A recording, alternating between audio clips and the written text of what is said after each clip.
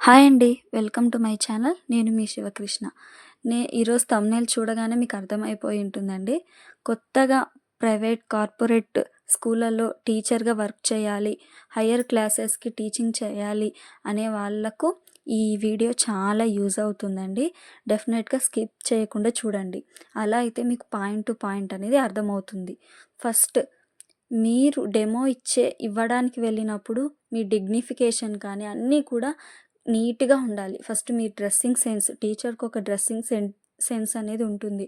అది నీట్‌గా ఉండాలి. అలాగే మీరు తీసుకున్న రెజ్యూమ్ ఏదైనా గానీ పర్టిక్యులర్‌గా అన్నీ దాంట్లో మెన్షన్ చేసే వాళ్ళకివ్వాలి. ఇచ్చాక వాళ్ళు ఖచ్చితంగా డెమో అడుగుతారు.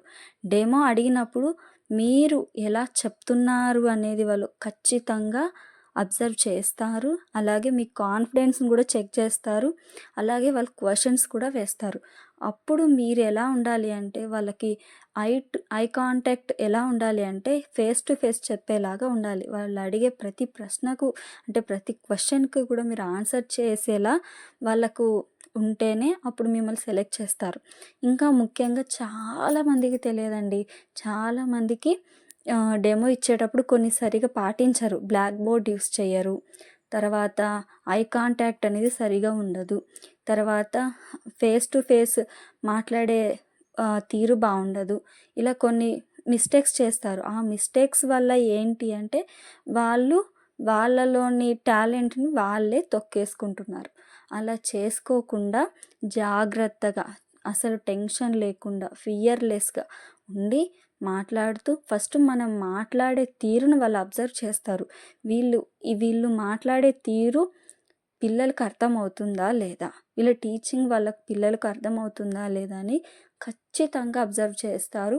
అయితే మీరు ఎలా ఉండాలనేది నేను కొన్ని టిప్స్ చెప్తాను.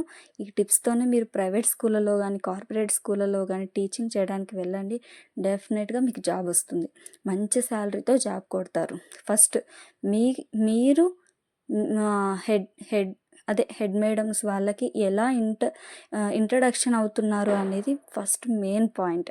మీరు మాట్లాడే తీరు వాళ్ళకి నీట్‌గా ఉందా లేదా వాళ్ళు చూస్తారు.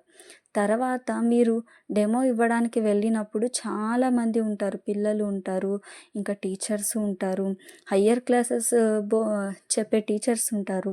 వాళ్ళందరూ ఉన్నప్పుడు మీరు ఇంగ్లీష్ మాత్రం బాగా మాట్లాడాలండి. ఇప్పుడు మాత్రం తెలుగు అంటే తెలుగు మీడియమ్స్‌లో సరిపోతుంది గానీ ఇంగ్లీష్ మీడియమ్స్‌లో ఎక్కడండి సరిపోదు గదా! కాబట్టి ఇంగ్లీష్ మాత్రం మీరు స్పష్టంగా మాట్లాడగలగాలి. మధ్యలో మీరు జోక్స్ వేస్తూ, కామెడీ చేస్తూ కూడా ఉండొచ్చు. అయినా కూడా తెలుగులో అలా చేసినా ఏం కాదు. కానీ మీరు ఒక సబ్జెక్ట్‌ని బోధిస్తున్నప్పుడు ఆ సబ్జెక్ట్ మీద మొత్తం అంతా ఆలోచన చేసుకొని, అన్నీ గ్యాదర్ చేసి పెట్టుకొని, బయట ఎగ్జాంపుల్స్ కూడా చూపిస్తూ వాళ్ళకి టీచ్ చేయాల్సుంటుంది. అలా టీచ్ చేసినప్పుడే ఓహో! వీళ్ళకు చాలా నాలెడ్జ్ ఉంది. వీళ్ళు చాలా ఎక్స్‌ప్లెయిన్‌గా చెప్తారు అనేది వాళ్ళకొక మెంటల్‌గా ఫిక్స్ అవుతారు. తర్వాత ఇంకొకటి పిల్లలకి బోధించేటప్పుడు లాస్ట్ పిల్లవాడి నుంచి ఫస్ట్ పిల్లవాడి దాకా మీ ఐ కాంటాక్ట్ ఎలా ఉంది అనేది మెయిన్‌గా అబ్జర్వ్ చేస్తారండి. అది మాత్రం మర్చిపోకండి. మీరు భయపడుతూ ఏదో బయట చూస్తూ, గోడకు చూస్తూ చెప్పడం కాదు. మీరు ఐ కాంటాక్ట్ అనేది పిల్లల మీద లేదా హెడ్ మేడమ్స్ వాళ్ళు కూడా ఉంటారు కదా! వాళ్ళ మీద ఫేస్ టు ఫేస్ అన్నట్టుగా డెమో ఇస్తూ ఉండాలి. తర్వాత థర్డ్ మీరు బ్లాక్ బోర్డ్ ఎంత యూజ్ చేస్తున్నారు? ఎలా యూజ్ చేస్తున్నారు? అనేది కూడా చాలా చాలా చాలా ఇంపార్టెంట్ అండి. మీరు ఫస్ట్ లెసన్ అనేది పిల్లల ద్వారా రప్పించాక మీరు లెసన్ స్టార్ట్ చేయాల్సి ఉంటుంది. అప్పుడు సమ్ ఎగ్జాంపుల్స్ చెప్తూ ఆ లెసన్ అనేది రాబట్టాల్సి ఉంటుంది.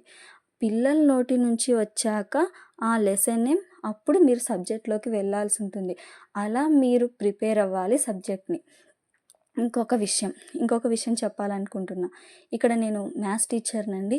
నేను ఇప్పుడు చాలా సేపు ముందు చెప్పిన ఎక్స్‌ప్లెయిన్ అంతా అదే. నేను ఫస్ట్ పిల్లల నుంచి ఆ లెసన్ అనేది ఎలా రావాలి ఫర్ ఎగ్జాంపుల్ నేను ఎలా చెప్పాననేది మీకు చెప్తా.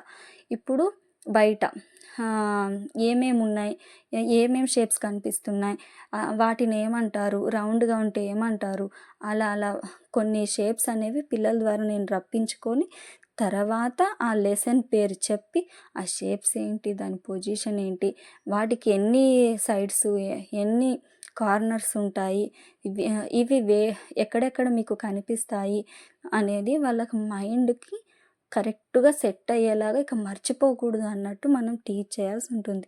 టీచ్ చేసే విధానంలో ఇలాంటి చాలా ఎగ్జాంపుల్స్ వాడాలండి. అప్పుడే మీ టీచింగ్ స్కిల్ అక్కడ డెమో ఇచ్చే దగ్గర బాగుంటుంది. అప్పుడు కూడా మీరు శాలరీ ఎక్కువ అడగడానికి కరెక్ట్‌గా సరిపోతుంది. ఇంకొకటి మెయిన్ థింగ్, పిల్లల్ని చెక్ చేయడం. ఎలా చెక్ చేస్తారు? మిడిల్‌లో క్వెషన్స్ ఎయాలి. ఇప్పుడు చాలామంది పిల్లల్ని మీరు చూస్తున్నారు. బట్ ఆ పిల్లలు మీరు మిమ్మల్ని చూస్తున్నారా లేదా అనేది మీకు తెలియాలి. ఇప్పుడు ఫర్ ఎగ్జాంపుల్ మీరు చూస్తున్నారు, వాడు చూడట్లేదు, వాడు లెసన్ వినట్లేదు. అలాంటి పిల్లల్ని మీరు లేపి క్వెషన్స్ అడగడం, జోక్స్ వేయడం, తర్వాత పిల్లల్ని క్లాస్ అంతా హుషారుగా యాక్టివ్‌గా ఉండేలా చూసుకోవడం, ఇవన్నీ కూడా మీ మీద ఆధారపడి ఉంటుందండి.